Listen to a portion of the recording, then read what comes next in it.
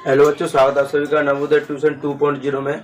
आज की हमारी 5वीं क्लास है, जिसमें कि मतलब मैथ की 5वीं क्लास है, जिसमें कि हम संख्या पद्धति कर रहे थे। और इसमें हम कुल टोटल 8 प्रश्न कर चुके हैं। इसके बाद में हमारा आज का 9वां प्रश्न स्टार्ट होगा। आप सभी बच्चे वीडियो को लाइक कर देना, चैनल को सब्सक्राइब करना, जिससे कि मेरी प्रत्येक वीडियो आपको मिलती रहेगी। तो मैं आपके सामने 9वां प्रश्न लिख रहा हूँ, आप सभी मेरे साथ इनको लिखते जाना।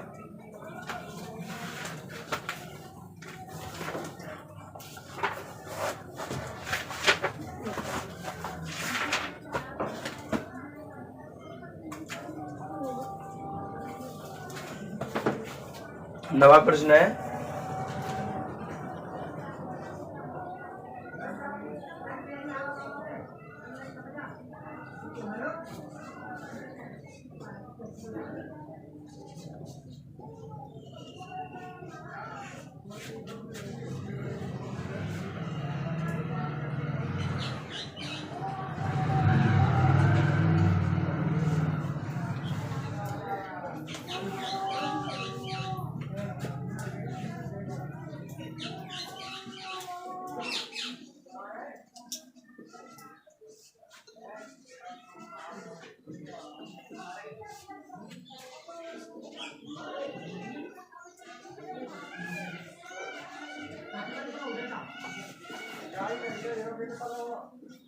हमारा 9वां प्रश्न है, वो बोल रहा है कि 3 अंकों की सबसे बड़ी तथा सबसे छोटी संख्या बताओ। तो 3 अंकों की सबसे छोटी है, सबसे बड़ी बतानी है। इसके बारे में मैंने आपको बताया था कि जब 3 अंकों की सबसे बड़ी संख्या लिखनी है तो उसमें हम जो 1 से लेके 9 तक जो अक्षर होते हैं, उनमें जो सबसे बड़ा अक्षर होता है क्या होता है? 9। तो 9 के अंकों को लिखते हैं। कौन से अंकों को लिखते हैं? 9 के अंकों को। यानी कि सबसे बड़ी संख्या लिखने के लिए किन का प्रयोग करते हैं? 9 के अंकों का प्रयोग करते हैं। ये 3 अंकों की सबसे बड़ी लिखनी है तो क्या होगी? यहाँ लिखेंगे 3 अंकों की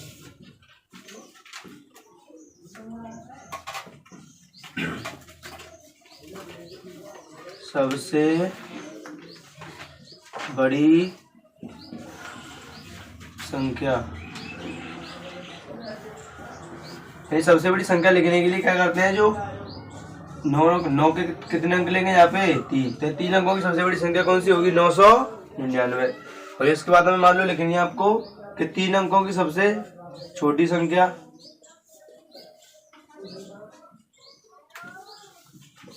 तीन अंकों की सबसे छोटी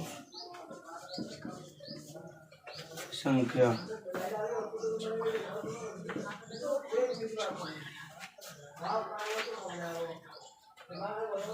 3 अंकों की सबसे छोटी लिखने के लिए क्या करते हैं?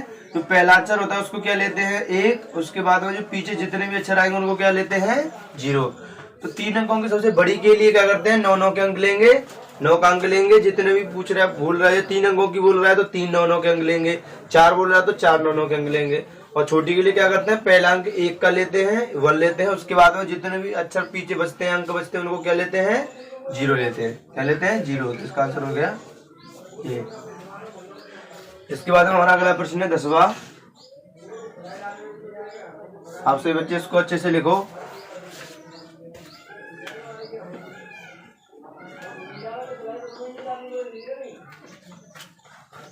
अगला प्रश्न है 5 में घात 0 का मान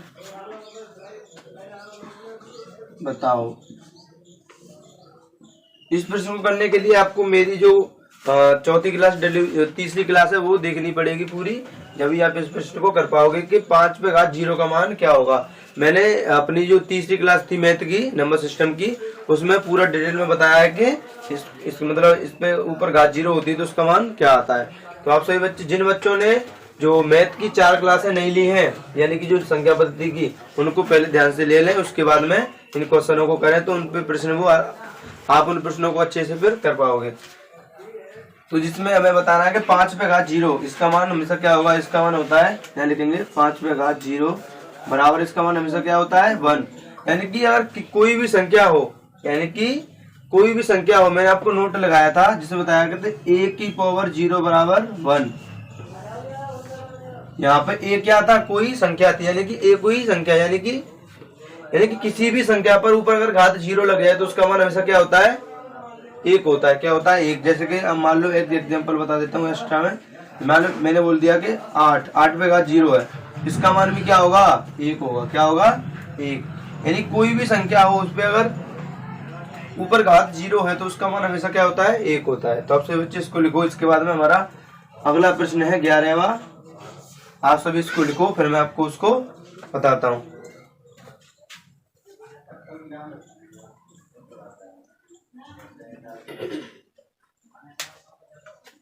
अगला प्रश्न है, आप मेरे साथ ही लिखते जाओ। जब मैं लिखता हूं बोर्ड पे तो आपको साथ साथ लिखना है मेरे, और जब मैं समझाता हूं तो आपको सुनना है। जब मैं लिखूं तो लिखना है, और जब मैं समझाऊं तो सुनना है। प्रथम 2 अभाज्य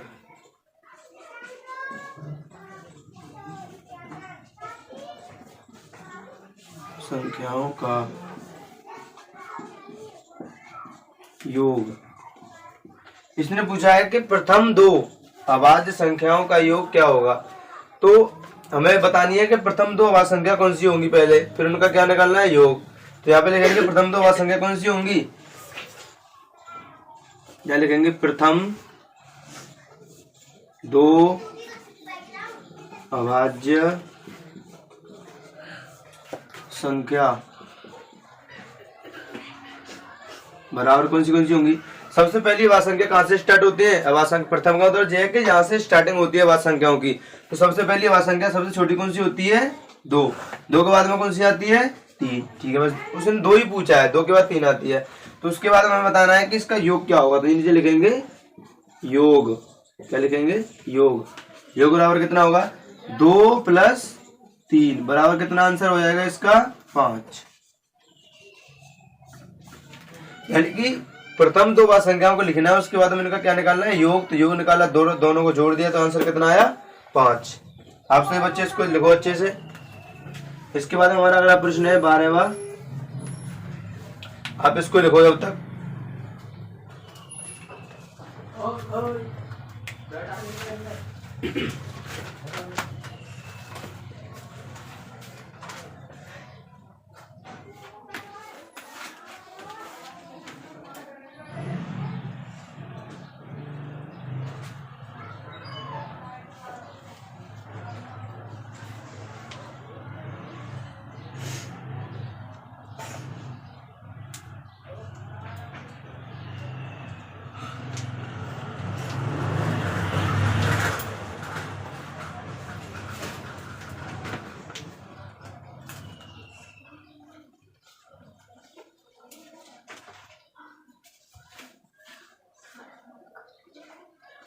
अगला हमारा 12वां प्रश्न है,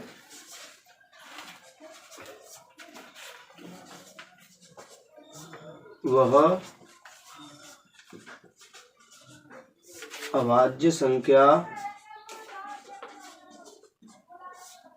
बताओ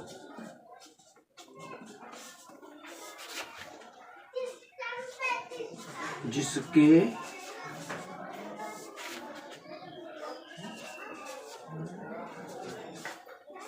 इकाई के स्थान पर 5 का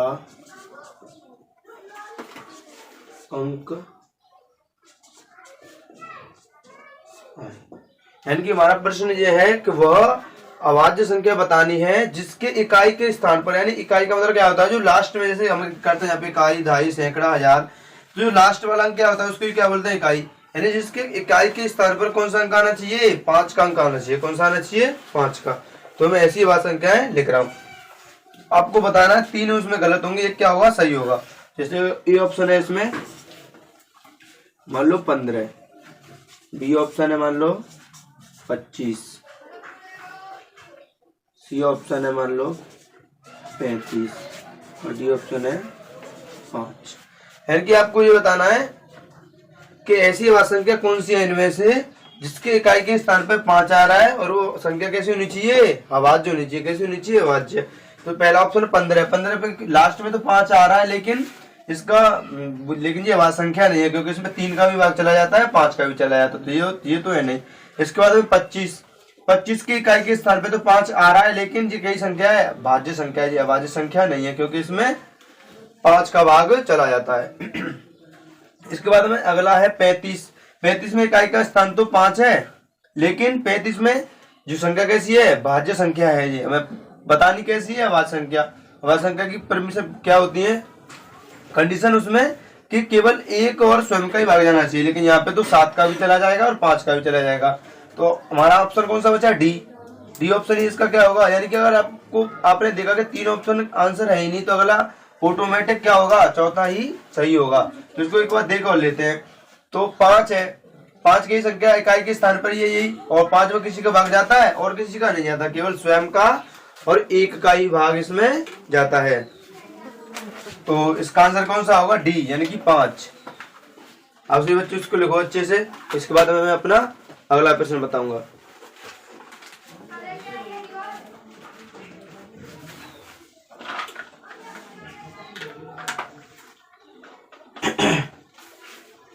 अगला प्रश्न है 13वां।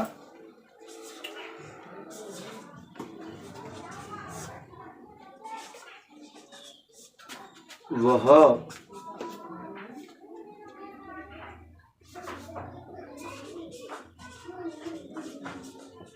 संख्या बताओ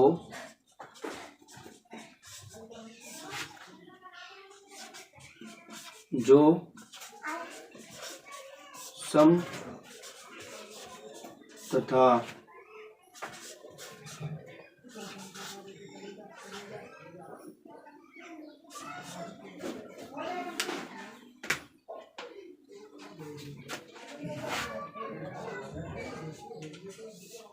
अभाज्य हो। इसका ऑप्शन लिखता हूं मैं 8, ऑप्शन बी 4, ऑप्शन सी 6 और ऑप्शन डी 2। यानी कि एक ऐसी संख्या बतानी है आपको जो कैसी हो, सम हो। उसकी 2 कंडीशन है, 2 कंडीशन मतलब 2 तर्क है उस पे कि कैसी होनी चाहिए, वो सम भी होनी चाहिए। कैसी होनी चाहिए, सम, और कैसी होनी चाहिए, अभाज्य भी होनी चाहिए। तो हमें ऐसी संख्या बतानी है जो सम हो और अभाज्य हो। सबसे पहले देखा हमने 8, 8 एक सम संख्या है। इसके बाद देखो 4 भी सम संख्या है, 6 भी सम संख्या है और 2 भी सम संख्या है। इसके बाद में हमने देखना है कि इसमें से अभाज्य कौन सी है। देखो 8 अभाज्य संख्या नहीं है, क्योंकि इसमें 4 का भाग चला जाएगा, 2 का भी भाग चला जाएगा। इसके बाद देखो 4 में 2 का भाग चला जाएगा, ये भी अभाज्य संख्या नहीं है। इसके बाद देखा आपने 6 भी कई संख्या है, भाज्य संख्या, क्योंकि इसमें भी 3 का भाग चला जाता है, यानी कि ये भी अभाज्य संख्या नहीं है। इसके बाद ऑप्शन डी बचा। इसमें क्या कह रहा है, 2 एक ऐसी संख्या है जो सम भी है और कैसी है, अभाज्य भी है। और मैंने आपको इससे पिछली क्लास में, यानी कि तीसरी क्लास में, चौथी क्लास में तो मैंने आपको प्रश्न कराए थे। जो हमारी तीसरी क्लास थी उसमें मैंने बताया था कि नोट लगाया था कि वह सबसे छोटी अभाज्य संख्या बताओ। मतलब ये बताया था मैंने कि सबसे छोटी सम अभाज्य संख्या कौन सी होती है, 2 होती है। क्या होती है, 2। मैंने आपसे बोला भी था कि ये प्रश्न पेपर में आने वाले होते हैं, यानी कि जो मैं आपको प्रश्न बता रहा हूँ ये पेपर के हैं, यानी जो नवोदय पेपर होता है उसके प्रश्न है ये। तो इसका आंसर क्या होगा, 2। आप सभी बच्चे इसको अच्छे से लिखो, जो नहीं लिख पाया प्रश्न उसको अच्छे से लिखो। इसके बाद में मैं आपको आगे बताऊंगा।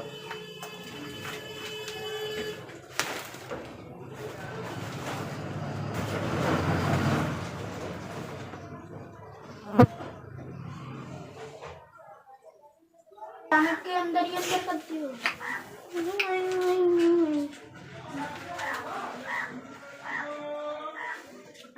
तो अब तक हम कर चुके हैं 13 प्रश्न। इसके बाद हमारा 14वां प्रश्न है।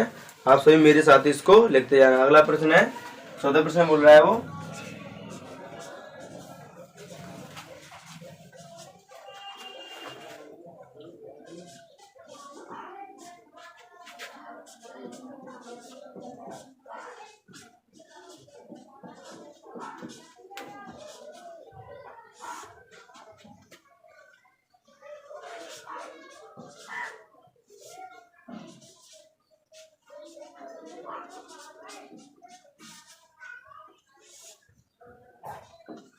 यानी कि अगला प्रश्न ये है कि ये संख्या दी हुई है, यानी कि कितना है ये 6,75,932 में 7 का स्थानीय मान बताओ। यानी जो 7 है इसमें, इसका आपको क्या बताना है, स्थानीय मान। तो यहाँ पे लिखेंगे 7 का स्थानीय मान। तो इसमें मैं बताना है कि 7 का स्थानीय मान क्या होगा। तो 7 का स्थानीय मान निकालने के लिए मैं आपको बताया था, सबसे पहले जो अंक दिया हुआ है उसको ही लिख लो। तो उसके बाद में इसमें क्या करना है कि जो जितने भी अक्षर उसके पीछे आए संख्या के, उतनी क्या लगा दो 0। यानी कि देखो 5 की 7 के पीछे कितने अक्षर आए, 1 2 3 4। तो अब कितने 0 लगा देंगे इसके पीछे, 4, 1 2 3 और 4। तो यानी 7 का स्थानीय मान कितना है यहाँ पे, 70,000। कितना आया, 70,000। यानी कि इसमें पूछा था कि 7 का स्थानीय मान बताओ, तो कितना है यहाँ पे 70,000। ये तो मेरा तरीका है, यानी जो मैंने टेक्स्ट से बताया वो।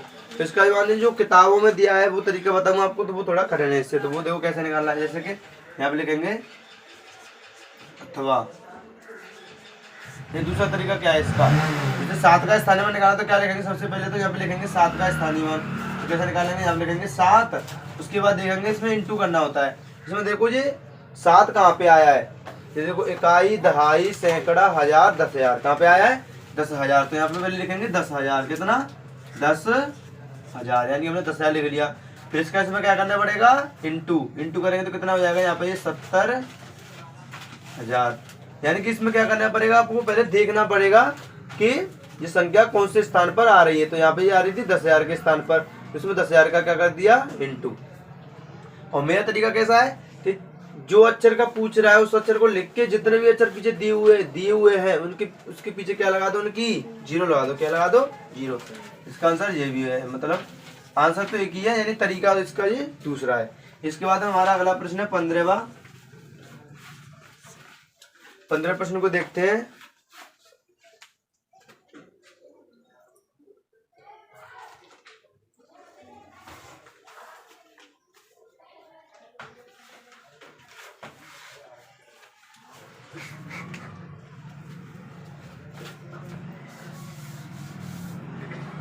पहला प्रश्न ये है, निम्न में 3 किस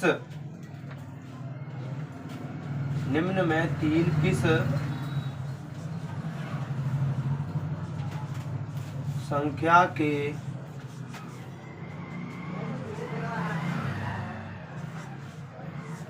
इकाई के स्थान पर है। यानी कि निम्न में, यानी कि मैं आपके सामने ऑप्शन लिखूंगा, उनमें से 3 किस संख्या के इकाई के स्थान पर है। यानी कि आपको ये बताना है कि जो 3 में नीचे लिखूंगा वो किस संख्या के इकाई के स्थान पर होगा। तो मैं ऑप्शन लिख रहा हूं आपके सामने।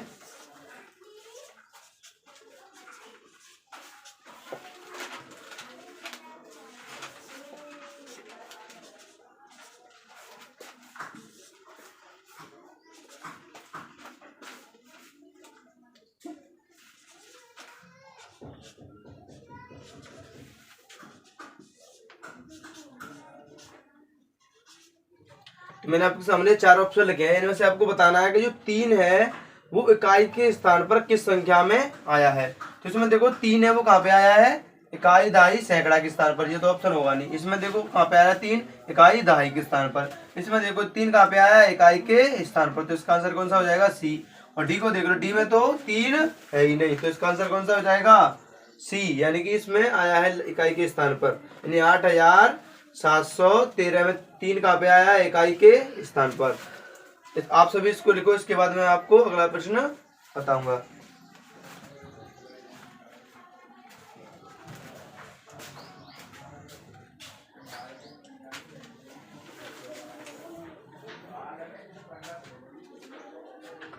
अगला प्रश्न है 16वां, 1 पे घात 0 का मान बताओ।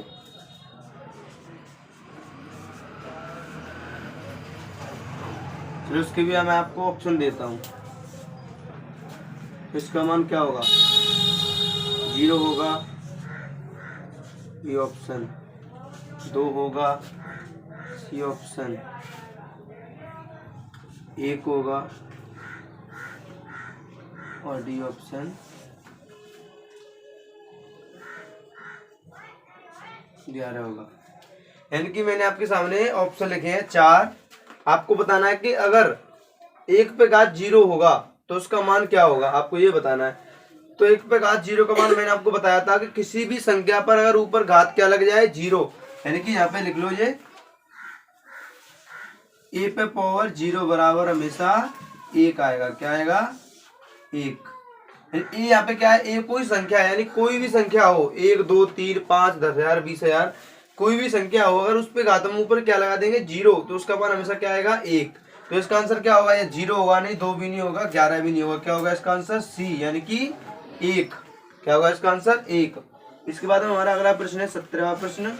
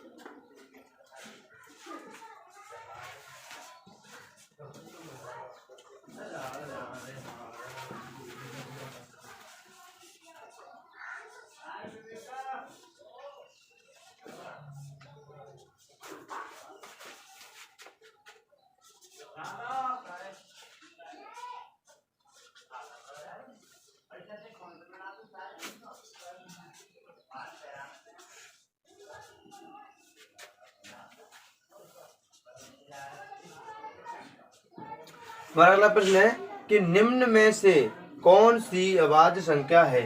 यानी कि आपके सामने में 4 ऑप्शन लिख रहा हूं, उनमें से आपको बताना होगा कि कौन सी अभाज्य संख्या है। ये ऑप्शन ये हो गया,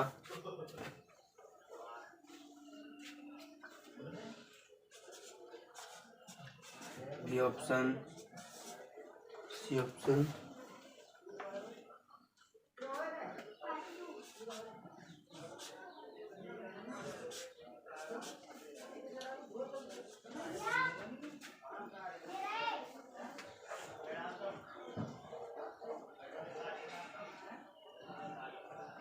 और डी ऑप्शन है, मान लो।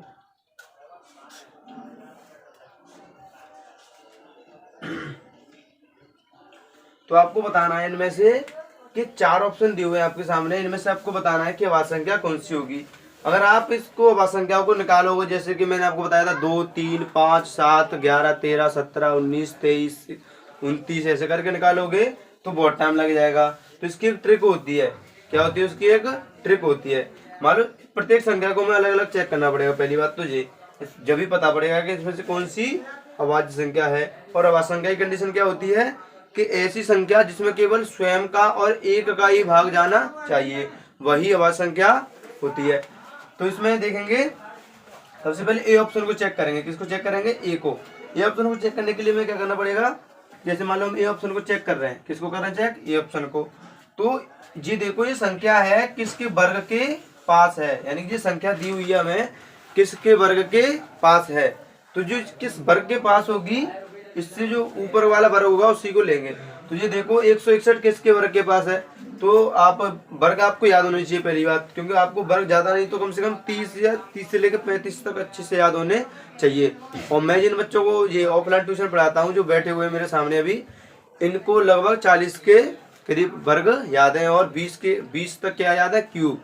तो आप सभी बच्चे भी 40 तक वर्ग और 20 तक क्यूब याद कर लेना।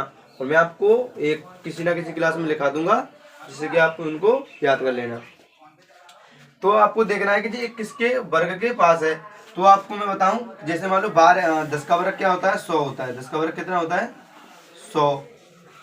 11 का कितना होता है, अभी मैं वैसे ही लिखा रहा हूँ आपको, मैं अच्छे से इनको लिखाऊंगा।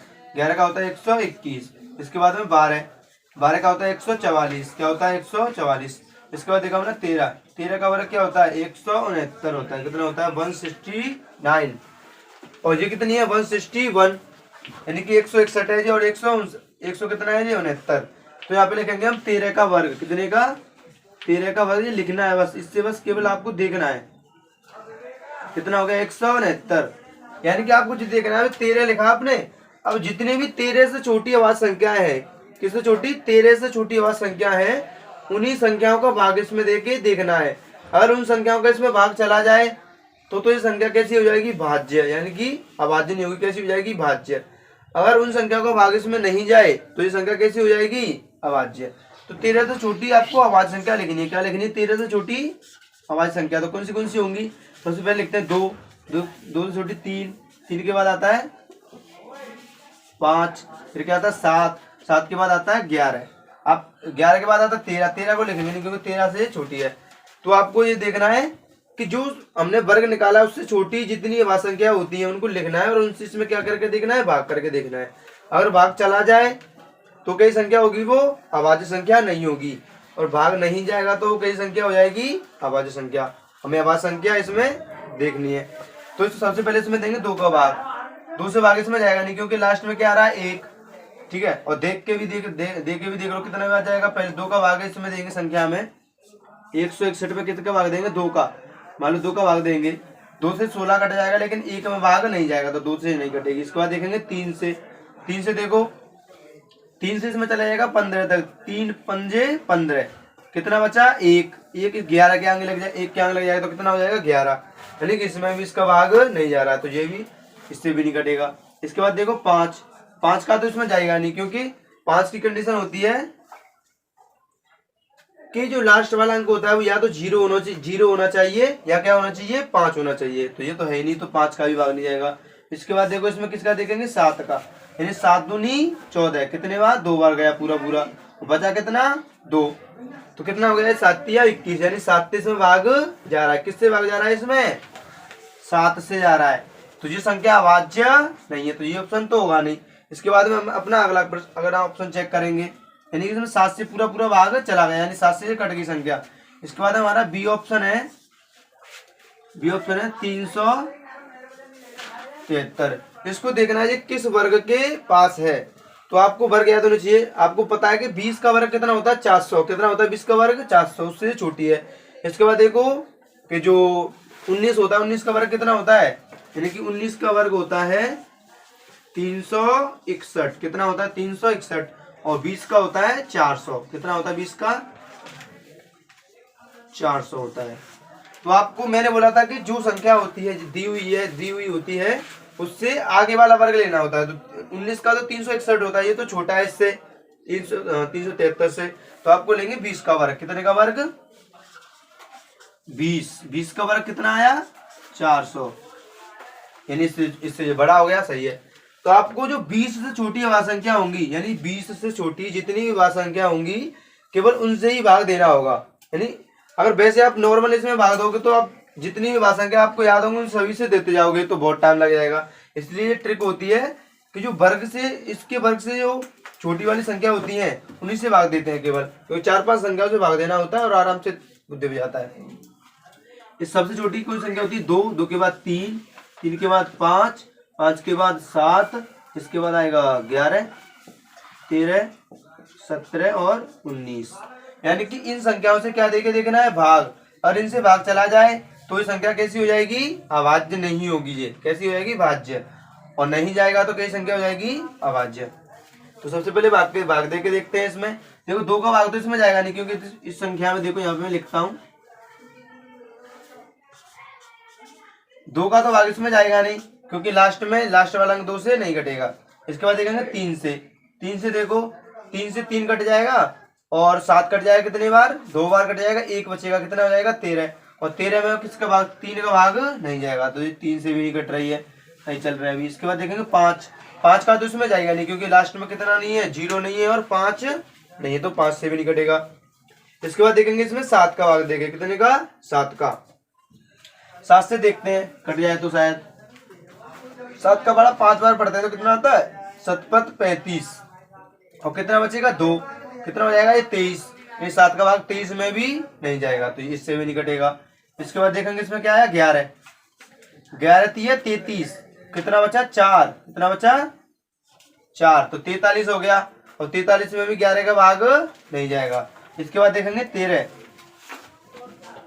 कितने का भाग देंगे 13 का, 13 दूनी 26, कितना ऐसे यहाँ पे देख लो। अगर आपको जैसे वैसे नॉर्मल देने में परेशानी हो रही हो तो ऐसे आपको ऐसे देख लेना है, कितने का भाग देना 13 का, 13 दूनी 26, कितने बार गए 2 बार। आपको किससे और किससे मतलब किसी से मतलब नहीं, आपको ये देखना है कि पूरा पूरा भाग जाना चाहिए बस। इसके बाद इसमें से इसको घटाएंगे, कितना बचा 1 और 1 यहाँ पे, और पीछे की संख्या को उतार देंगे।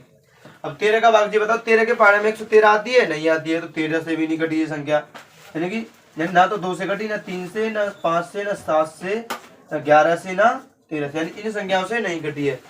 इसके बाद देखना है कि आपको 17 से कट रही है कि नहीं कट रही।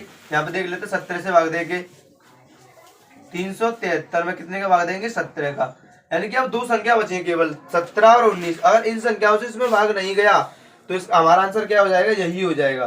कौन सा हो जाएगा, यही आंसर हो जाएगा। देखते हैं 17 का, देंगे 17 का 17, 17 दूनी 34, कितने मर गए 2 बार 34, बचा कितना 3 और आ गया 33। अब जी बताओ 33 17 के पढ़े में आती है, नहीं आती है, तो ये भी इससे भी नहीं कटेगा। इसके बाद में आपको लास्ट संख्या हो रहा है उससे देखना है बस। यहाँ पे देख लेते हैं 373 में भाग देखना है लास्ट में 19 का बस। अगर 19 से कट नहीं कटी तो ये मान लो हमारा आंसर यही हो जाएगा। अब 19 का भाग देना है इसमें 19 से 19, 19 दूनी 38, 38 तो कैसे हो जाएगा ज्यादा, तो कितने बार देंगे 1 बार, 19 से 19। अब इसमें से इसको घटा लेंगे, इसमें से यहाँ पे घटाएंगे कितना हो जाएगा 17, 17 में से 9 गए तो 8, और यहाँ पे बचे कितना 2, 2 में से गया तो 1। तो यहाँ पे अगर अगली संख्या को नोट कर लेंगे। अब आप ये बताओ 19 के बारे में 183 आता है, नहीं आता है। लास्ट में 19 नमा होता है 171, और ये कितना 183, यानी कि इसका भी भाग इसमें नहीं जा रहा है। यानी कि हमने देखा कि यानी जो 373 थी उसमें किसी भी संख्या का भाग नहीं गया, यानी कि ये कैसी संख्या हो गई, अभाज्य संख्या। तो हमारा आंसर कौन सा हो जाएगा, बी। हमारा आंसर कौन सा हो जाएगा, बी। मुझे पता है कि आप सभी बच्चों को ये प्रश्न थोड़ा कठिन लगा होगा, तो इसको आप क्या करना कि दोबारा से, जैसे आप पूरी यहाँ तक पूरी वीडियो को देख लोगे, इसके बाद में एक बार और दोबारा से 17वें प्रश्न को दोबारा से एक बार और देख लेना, जिससे क्या होगा कि आपको ये अच्छे से समझ में आ जाएगा। तो आप सही बच्चे इसको अच्छे से नोट करो, जैसे मैंने आपके सामने लिखा है ऐसे ही आपको लिखना है, तुम्हारा आंसर हो जाएगा ये। आपको अब इन ऑप्शनों को चेक करने की आवश्यकता नहीं, क्योंकि मैं अपना ऑप्शन कौन सा मिल गया है, आंसर बी मिल गया। कौन सा मिल गया, बी। आपको इनको चेक करने की आवश्यकता नहीं है। तो आप सही बच्चे इसको अच्छे से लिखो। आपको ये भाग वगैरह को मत लिखना, इनको ये मैंने रफ के लिए किए थे, आप इनको लिख लेना जरूर, यानी कि इनको जरूर लिख लेना इनको बस। और मैं आपको अभी थोड़ी देर बाद वर्ग लिखा दूंगा, अभी लिखा दूंगा इस क्लास में, या फिर किसी दूसरी क्लास में भी लिखा सकता हूँ। तो आप सभी बच्चे इसको अच्छे से लिखो, इसके बाद हम आगे देखते हैं।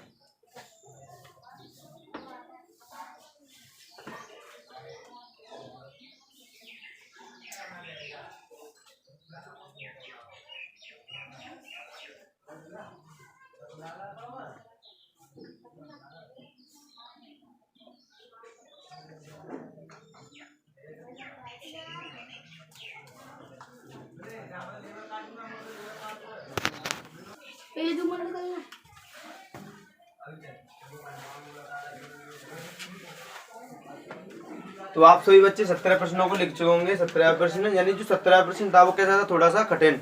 तो आपको उस प्रश्न को दोबारा से एक बार और देख लेना है, वीडियो को पीछे करके। और इसके बाद हमारा अगला प्रश्न है, आप सभी मेरे साथ इसको लिखते जाना। अगला प्रश्न है, मार्कर हो गया खराब।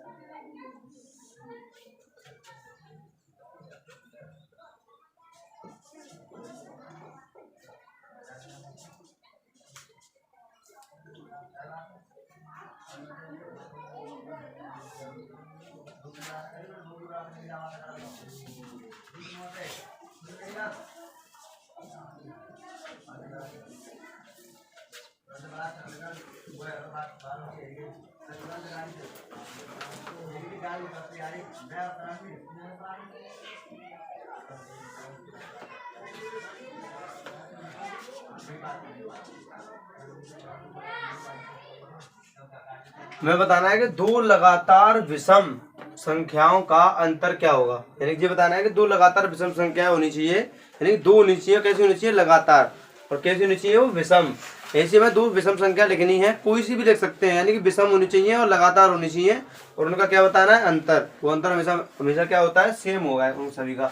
जैसे मान लो मैं लिखा सबसे पहले छोटी, सबसे छोटी कौन सी होती है विषम संख्या? एक। क्या होती है? एक। एक के बाद में कौन सी होती है? तीन। तीन के बाद में कौन सी होती है? पांच। पांच के बाद में सात। सात के बाद में नौ। नौ के बाद 11। यानी कि इसी प्रकार की संख्याएं होती हैं। तो आपको बताना है कि दो विषम संख्याएं लेनी है और कैसी होनी चाहिए? लगातार। तो मान लो मैंने पहली ले ली एक और दूसरी ले ली तीन, और हमें बताना है इसका अंतर। तो अंतर बताने के लिए यहाँ पे लिखेंगे अंतर। क्या लिखेंगे? अंतर बराबर। अब अंतर बताना है तो बड़ी संख्या में से हमेशा छोटी संख्या को घटाते हैं, तो क्या आएगा? इसका आंसर क्या आएगा? 2। अब मान लो आप सोच रहे होंगे कि मैं इन संख्याओं को नहीं ले रहा हूं, मैं और कोई दूसरी ले रहा हूँ। मान लो मैं ले लिया 9 और 7 को ले लिया। कितने को ले लिया? 9 7। तो यहाँ पे भी अंतर निकालेंगे, तो 9 में से कितना घटाएंगे? 7। तो कितना आंसर आएगा? हमेशा 2। यानी कि कोई सी भी दो लगातार विषम संख्या ले लो आप, तो उनका आंसर हमेशा क्या आएगा? 2 आएगा। क्या आएगा? 2। यानी कि अंतर क्या आएगा उनका? 2। तो इसका आंसर होगा 2। क्या होगा इसका आंसर? 2। और इसके बाद में अगला प्रश्न है, जैसे कि हाँ, जैसे मैं इसका अथवा और बता देता हूं। जैसे 19वां प्रश्न आप देख लो कि दो लगातार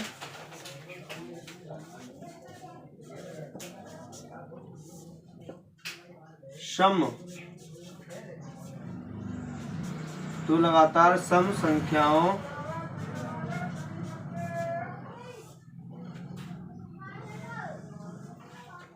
संख्याओं का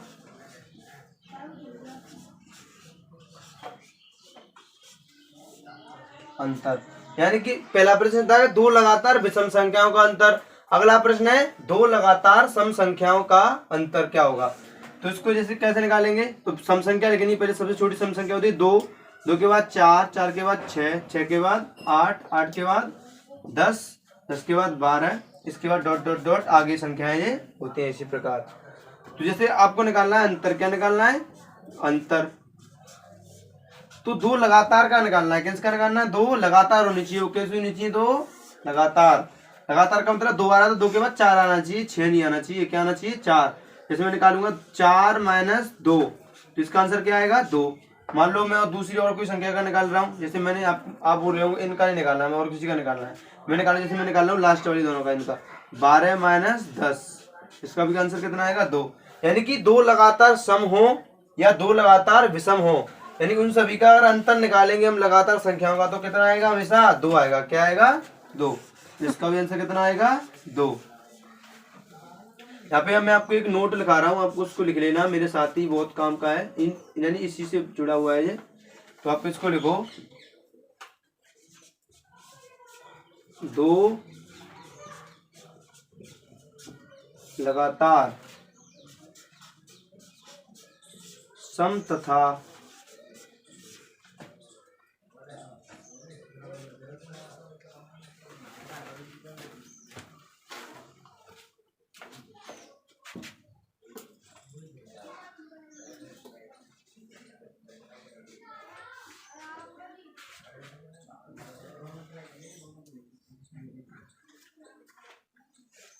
दो लगातार सम तथा विषम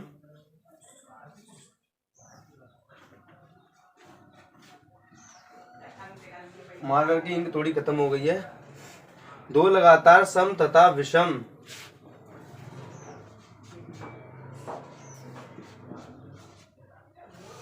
संख्याओं का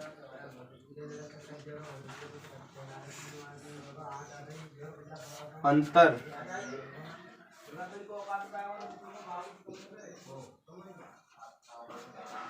हमेशा 2 होता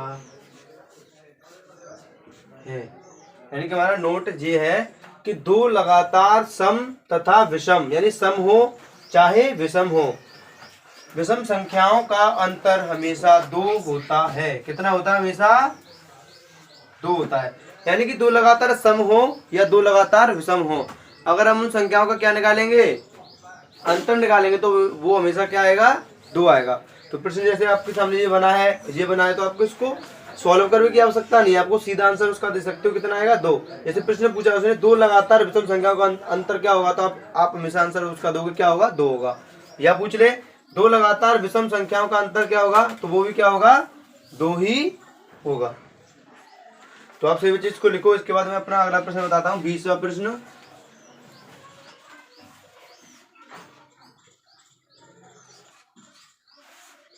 और ये हमारी क्लास का आज का लास्ट प्रश्न है। इसके बाद में ये हमारा पूरा चैप्टर समाप्त हो जाएगा, और जिसमें एक आध बाई चांस कोई प्रश्न और आगे मिलेगा मेरे को, तो मैं आपको उसको भी बता दूंगा। तो आज हमारा इस चैप्टर का लास्ट क्वेश्चन है ये, यानी कि जो नंबर सिस्टम चल रहा है उसका लास्ट प्रश्न है। इसके बाद में मैं आपको कुछ वर्ग और क्यूब और लिखा दूंगा, तो उनको भी आप अच्छे से याद कर लेना, क्योंकि वर्ग और क्यूब यानी कि जो स्क्वायर और क्यूब होते हैं वो याद करने के लिए बहुत जरूरी होते हैं, और वो हमारे काम आते हैं। तो अगला लास्ट प्रश्न है हमारा 20वां।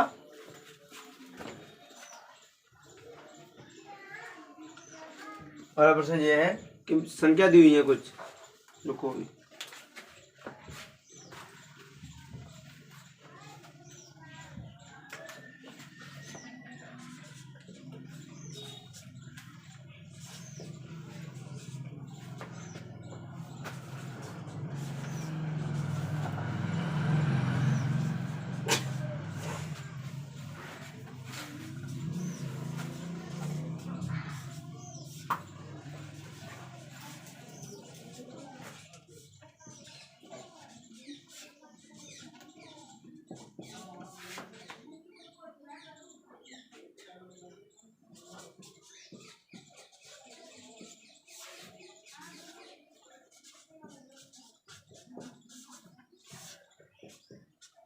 तो अगला प्रश्न ये है कि यानी आपके सामने 4 अंक दिए हुए हैं, 3, 7, 0, 5, यानी ये 4 अंक हैं।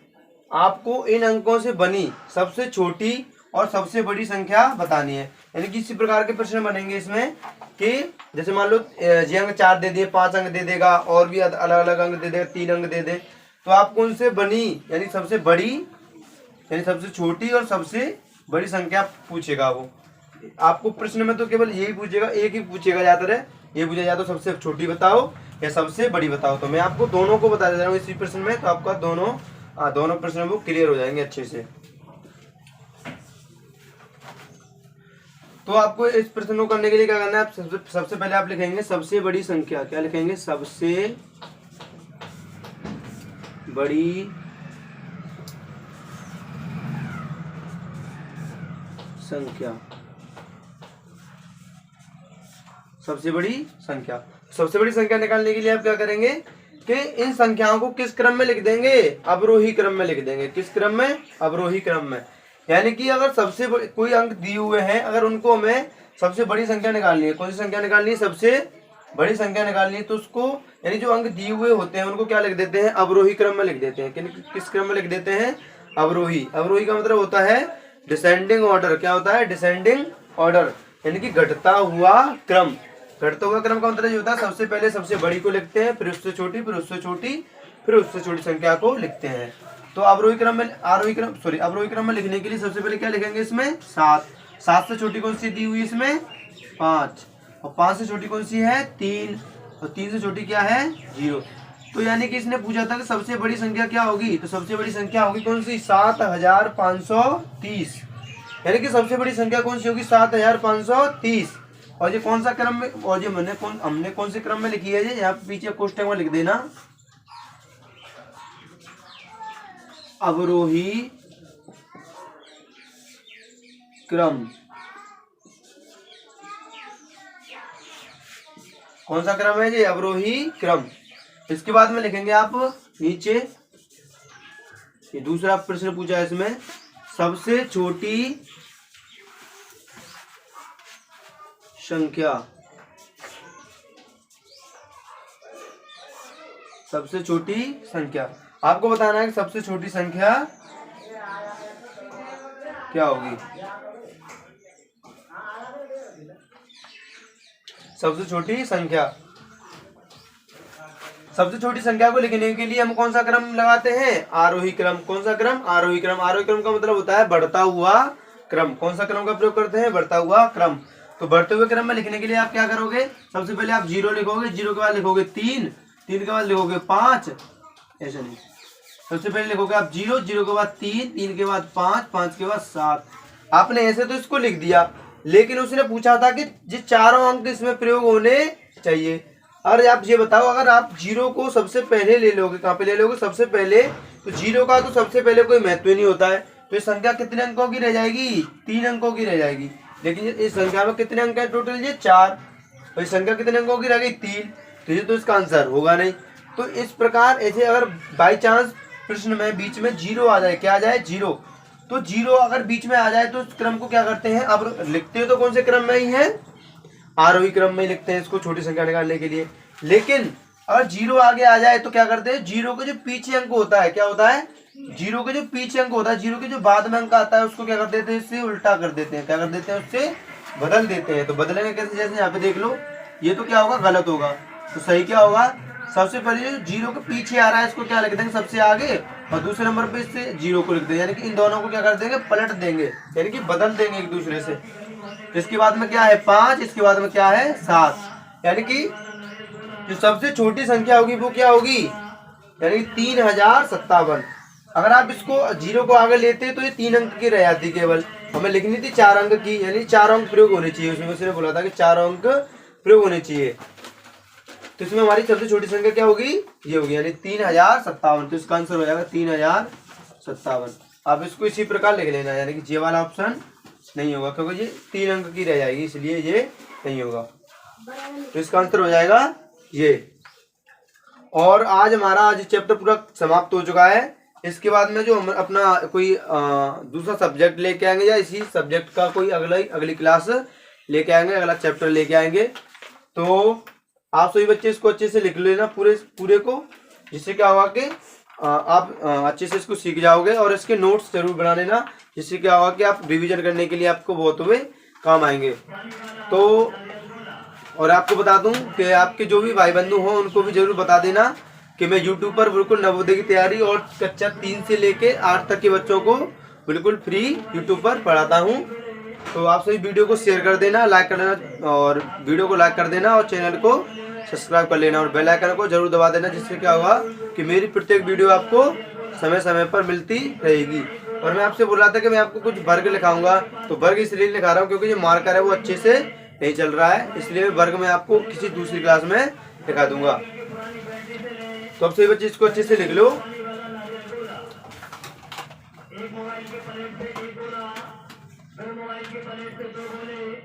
तो मैं अब वीडियो को समाप्त करूंगा। तो सभी बच्चों को जय हिंद, वंदे मातरम।